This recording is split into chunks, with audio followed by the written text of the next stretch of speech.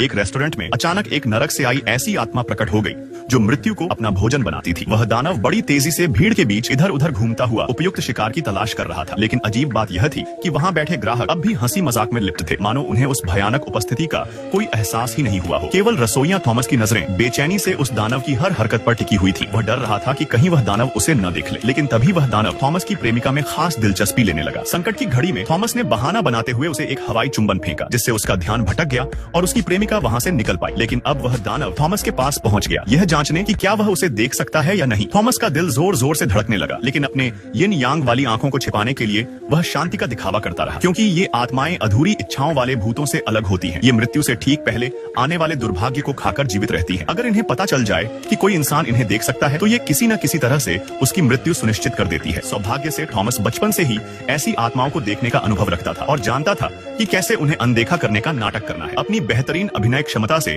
वह इस बार की भी परीक्षा में पास हो गया, लेकिन खतरा टला नहीं था। जैसे ही उसकी प्रेमिका ने अपनी सीट छोड़ी, दानव ने फिर से उसका पीछा करना शुरू कर दिया। वह उसे अंतिम शिकार बनाने ही वाला था कि तभी एक आदमी, एक सूट पहने व्यक्ति दरवाजा खोलकर अंदर आया। उस व्यक्ति के शरीर से उठती मृत्यु की गंध ने दानव को मंत्र मुग्ध कर दिया और वह तुरंत अपना लक्ष्य बदल बैठा। थॉमस को समझ में आ गया कि किसी भी बड़ी त्रासदी के पहले ये आत्माएं जरूर दिखाई देती है, क्योंकि इनकी गंध आपदा को पहले ही भांप लेती है। सूट पहने उस व्यक्ति के दिमाग में भरे शैतानी विचार इतने भयंकर थे कि एक नहीं बल्कि कई दानव उसकी ओर खींचते चले आए। वे सभी उसकी आत्मा के अंधकार को और अधिक भड़काने लगे। थॉमस ने इससे पहले इतनी बड़ी संख्या में दानवों को एक साथ कभी नहीं देखा था। यह तय था कि अब इस छोटे से शहर में भयंकर नरसंहार होने वाला है। वह जान गया कि यह आदमी कोई भयानक योजना बना रहा है। थॉमस उसका पीछा करते हुए एक शॉपिंग मॉल तक पहुंचा। वह आदमी जैसे ही एक कोल्ड ड्रिंक शॉप में गया और 2 बकेट मिठाइयां ली, सभी दानव वहीं रुक गए और थॉमस की उपस्थिति को महसूस करने लगे। थोड़ी देर विचार करने के बाद उन्होंने मानो किसी आदेश का पालन करते हुए नरक के द्वार खोल दिए और एक एक कर उसमें समा गए। थॉमस को समझ आ गया कि मामला बहुत गंभीर है। वह स्कूटर पर सवार होकर सूट वाले आदमी का पीछा करते हुए एक दूरस्थ केबिन तक पहुंचा। जब वह आदमी घर से बाहर गया तो थॉमस ने ताला तोड़कर अंदर प्रवेश किया। अंदर सब बिखरा पड़ा था। मेज पर रखे एशत्रे में 3 अलग अलग ब्रांड की सिगरेटें थीं, जिससे साबित होता था कि उस आदमी के और भी साथी थे। तभी अचानक कमरे में एक ठंडी लहर चली और एक कमरे के अंदर से आत्माओं की कराह सुनाई देने लगी। बर्फीली हवा ने सारा वातावरण जमा दिया। थॉमस ने डरते डरते जमी हुई दरवाजे की कुंडी खोली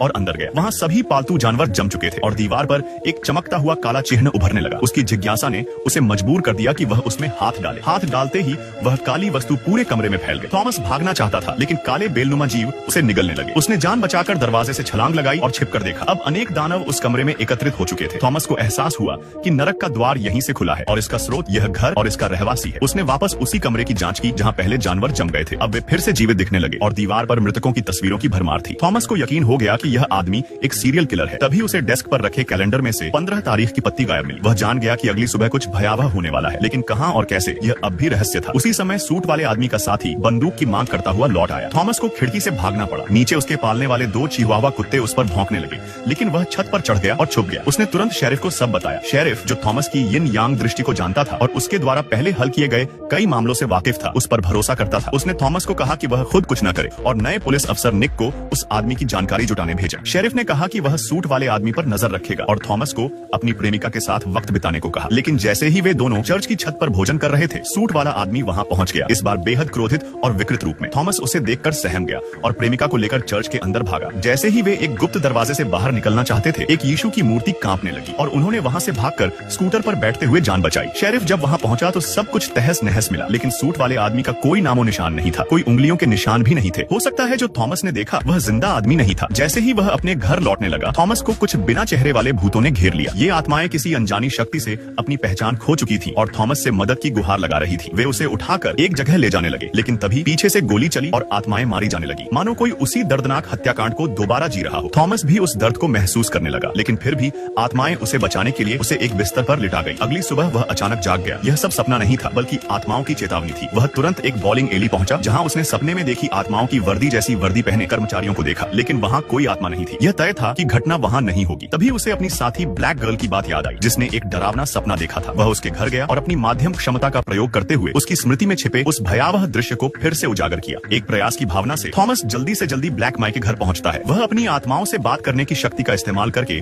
उसकी उस डरावनी सपने की यादें फिर से जगाने की कोशिश करता है। ब्लैक माई के वर्णन से थॉमस को पता चलता है कि आपदा वाले स्थान पर बहुत सी झिलमिलाती रोशनियां थी। उसने स्पष्ट रूप से एक घूमने वाले झूले कैरोसेल के आसपास पुराने जमाने की बच्चों की धुनें सुनी। फिर आए पागलपन भरे दर्शकों की चीख पुकार, एक विशाल फव्वारा और हर ओर फैले शव और खून। ब्लैक में इन भयावह दृश्यों से डरकर सपना बीच में ही छोड़ जाकर जाग गई और देर तक सामान्य नहीं हो पाई, लेकिन मौजूदा सुरागों से वे कत्लेआम का सटीक स्थान बिल्कुल भी नहीं जान पा रहे थे। परेशान होकर थॉमस ने प्रस्ताव रखा कि वे ब्लैक माई के दोनों बच्चों की स्थिति जांचें। पर जब उसने दरवाजा खोला तो देखा कि कई दुष्ट आत्माएं बच्चों के चारों ओर मंडरा रही थी, मानो उन्हें बच्चों से उठती मृत्यु की गंध बहुत प्रिय हो। इन अशुभ प्राणियों को फिर से देखकर थॉमस समझ गया कि ब्लैक मी का परिवार शायद इस अनहोनी से नहीं बच पाएगा, लेकिन उसे अपनी आत्माओं को देखने की शक्ति को छिपाना भी पड़ा ताकि वे दुष्ट आत्माएं उसे पहचान न ले और वहीं उसे मार न डाले। कमरे से बाहर निकलते वक्त उसने ब्लैक मी को जल्दी से जल्दी इस कस्बे को छोड़ देने की सलाह दी और फिर अपनी गर्लफ्रेंड के साथ घर लौटने के लिए निकल पड़ा। पर रास्ते में अचानक चारों ओर दर्दनाक चीखों की आवाजें आने लगी। देखा कि एक निर्दोष महिला नंगे पांव बीच पर भाग रही थी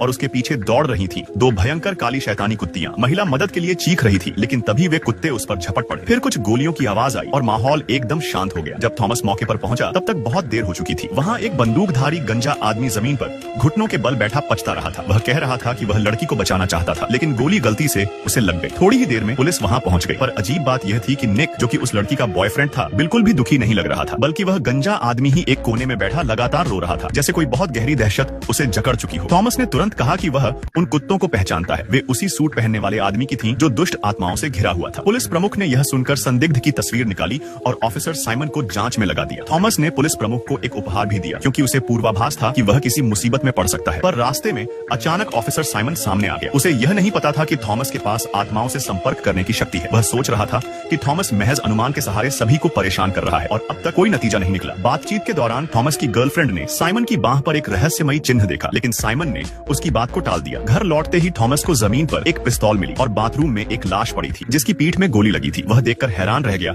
कि वह शख्स और कोई नहीं बल्कि वही सूट पहनने वाला आदमी था जो काफी समय से गायब था। साफ था कि कोई थॉमस को फंसाना चाहता था ताकि वह इस रहस्य की तह तक न पहुंच सके। अगर वह पुलिस को फोन करता तो उसी वक्त उसे हत्या के जुर्म में गिरफ्तार कर लिया जाता। इसलिए थॉमस ने एक चादर लेकर लाश को ढकने की कोशिश की। जैसे ही उसने उसे छुआ, उसे महसूस हुआ कि शरीर पूरी तरह सख्त हो चुका था, मतलब मरने को बहुत समय हो चुका था। तभी उसे याद आया कि चर्च में पुलिस प्रमुख ने बताया था कि उस आदमी के फिंगरप्रिंट नहीं मिले थे और वह कई महीनों से कस्बे में नहीं देखा गया था। अब जाकर थॉमस को समझ आया कि अब तक जो वह देख रहा था वह दरअसल उस सूट वाले आदमी की आत्मा थी। लेकिन सवाल ये था कि वह मर चुका होने के बावजूद उसे क्यों सताना चाहता था। सवालों का अंबार उसके मन में था, पर अब समय नहीं था। वह जल्दी से लाश को दूसरी मंजिल से नीचे फेंकता है, फिर उसे उठाकर कार की डिक्की में डालकर एक सुनसान जगह की ओर निकल पड़ता है, एक पुरानी जेल। वहीं एक कोने में वह लाश को छिपा देता है, पर लौटते वक्त उसे शहर की गलियों में भटकती अनगिनत दुष्ट आत्माएं दिखती हैं। यह आने वाली तबाही का साफ संकेत था। थॉमस पुलिस प्रमुख के घर पहुंचा, लेकिन वहां पुलिस कारों की भरमार थी। पता चला कि किसी ने दरवाजा खटखटाने पर जैसे ही पुलिस प्रमुख ने दरवाजा खोला, उसके सीने पर 3 गोलियां दाग दी। थॉमस अस्पताल पहुंचा, जहां उसे ऑफिसर निक ने बताया कि संभवतः हमला करने वाला कोई दल का विश्वासघाती था। सौभाग्य से थॉमस द्वारा दिया गया हार्ट प्रोटेक्टर 2 गोलियों को रोक सका और तीसरी जानलेवा नहीं थी, लेकिन अब पुलिस प्रमुख भी मदद नहीं कर सकता था। थॉमस ने फिर से सूट वाले आदमी के घर जाकर उसके कंप्यूटर से सुराग खोजने की ठानी। तभी फ्रिज से अजीब आवाज आई। जब उसने दरवाजा खोला तो अंदर तिलछट्टे थे और खाने के डब्बों में दर्जनों लड़कियों के दांत। उसकी गर्लफ्रेंड ने कहा कि वह पागल आदमी का घर तुरंत छोड़ दे, पर जैसे ही थॉमस ने फ्रिज बंद किया, सूट वाले आदमी की आत्मा सामने आ गई। घर हिलने लगा, चीजें हवा में उड़ने लगी। वह मुश्किल से खुद को बचाते हुए बाहर कूदा। तभी गैस लीक के कारण विस्फोट हुआ और आत्मा खत्म हो गई। थॉमस ने वापसी के रास्ते में महसूस किया कि उसने एक बड़ा सुराग मिस कर दिया है। वह फिर से जेल गया और सूट वाले की लाश के घाव पर एक POD नामक चिन्ह देखा, जो ठीक वैसा ही था जैसा ऑफिसर साइमन की बाह पर था। अब सच सामने था। साइमन और निक दोनों इस योजना के साथी थे। थॉमस ने अपनी शक्ति से साइमन की लोकेशन ट्रैक की। उसे पता चला कि अगला हमला उसकी गर्लफ्रेंड के मॉल में होने वाला है। वह तुरंत मॉल पहुंचा और देखा कि वहाँ वही कपड़े पहने लोग हैं जैसे ब्लैक मी के सपने में, और वहाँ ब्लैक माई और उसके बच्चे भी थे। थॉमस ने उन्हें फौरन भागने को कहा, लेकिन अब दृश्य वही था जो सपने में देखा गया था। कत्लेआम का समय आ गया था। एक कोना खुला और वहाँ से हजारों दुष्ट आत्माएं बाहर निकल आईं। लोगों को कुछ समझ नहीं आ रहा था, पर थॉमस सब देख पा रहा था। जैसे ही एक महिला की चीख गूंजी, लोग घबरा कर भागने लगे, पर मॉल को अंदर से बंद कर दिया गया था। और तभी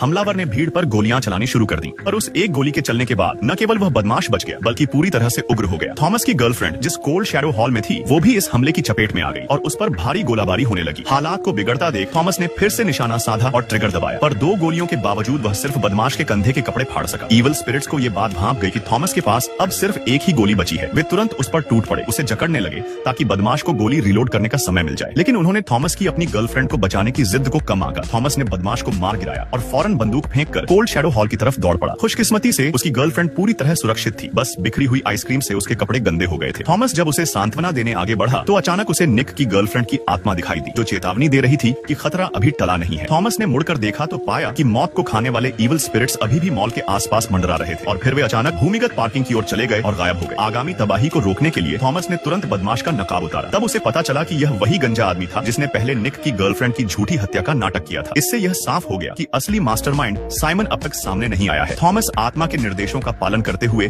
बेसमेंट में पहुंचा, जहां उसने देखा कि साइमन एक इत्र की वैन से टकराकर गायब हो गया है। थॉमस तुरंत उसका पीछा करता हुआ वैन का दरवाजा खोलता है और चौंक जाता है जब देखता है कि वैन में बमों का ढेर है और ब्लास्ट के लिए सिर्फ 3 मिनट शेष हैं। अब जब थॉमस को सच्चाई का पता चल गया, इविल स्पिरिट्स ने तुरंत साइमन पर कब्जा कर लिया और थॉमस पर गोलियों की बौछार कर दी। थॉमस को सोचने का समय नहीं मिला। वह तुरंत वैन का दरवाजा बंद कर वहां से भागने की कोशिश करता है, लेकिन एक गोली उसकी बाहरी त्वचा छील जाती है। मगर उसे यह अंदाजा नहीं था कि साइमन ने पीछा नहीं छोड़ा। वह वैन के दरवाजे से लटक गया और फिर से गोली चलाने की कोशिश की। शुक्र है कि थॉमस ने समय रहते घातक गोली से खुद को बचा लिया। हालांकि गोली उसकी खोपड़ी को छूती हुई निकल गई। गुस्से में बौखलाया साइमन ड्राइवर सीट तक पहुंचने की कोशिश करता है। थॉमस ने बम फटने का समय गिनते हुए जैसे ही देखा कि साइमन बंदूक उठा रहा है, उसी पल दरवाजा खोलकर नीचे कूद गया। साइमन, जो अब इविल स्पिरिट के कब्जे में था, कुछ समझ ही नहीं पाया और अगले ही पल वह वैन समेत सूखे नदी तल में गिर पड़ा। विस्फोट की लहरें पूरे नदी मार्ग में फैल गईं और भागने में असमर्थ सभी इविल स्पिरिट्स को निगल गईं। इस तरह छोटे से कस्बे का संकट हमेशा के लिए समाप्त हो गया। थॉमस की चेतना तब लौटी जब वह अस्पताल में आंखें खोलता है। वह पाता है कि उसकी गर्लफ्रेंड चुपचाप उसके पास बैठी है। उसका दिल एक भावुक गर्माहट से भर गया। थॉमस को इस बात की कोई परवाह नहीं थी कि उसे कस्बे को बचाने के लिए कोई सराहना मिले या नहीं, क्योंकि उसके लिए